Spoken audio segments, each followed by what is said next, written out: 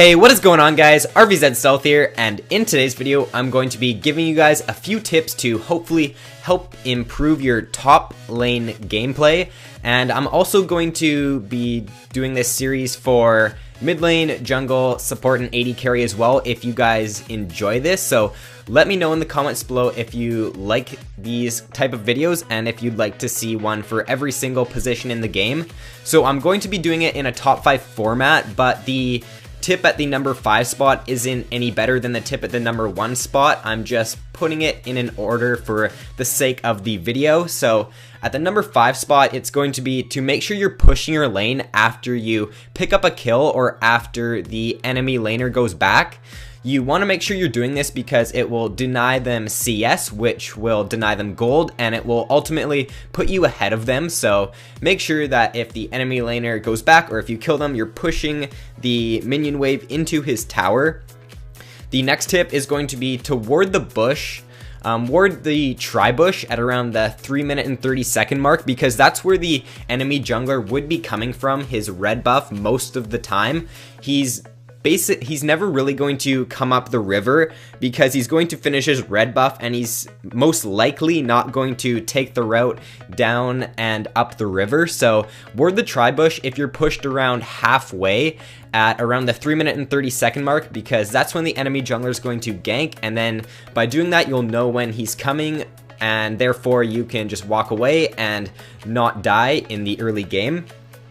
My next tip, it's not so much of a tip, but it's whether you should take teleport or ignite. So you want to take ignite if you're on a champion who's got a strong early game and who's got strong snowball potential. For example, Riven is a good champion you want to take ignite with if you're in a good matchup, because if you can get a couple kills in the early game with Riven, then she snowballs really hard. So I would only recommend taking Ignite if you're on a snowbally champion or if you're on a champion that has a good early game. Other than that though, Teleport is the best choice. Flash obviously as your other summoner spell, but Teleport is better than Ignite come late game. It's better for like teleporting down bot lane. It's better to get back in lane if you're not having a very good laning phase. Then you can use teleport to come back if you're getting harassed out of lane a lot. So it's overall a better summoner spell unless you are playing a champion who has a strong early game.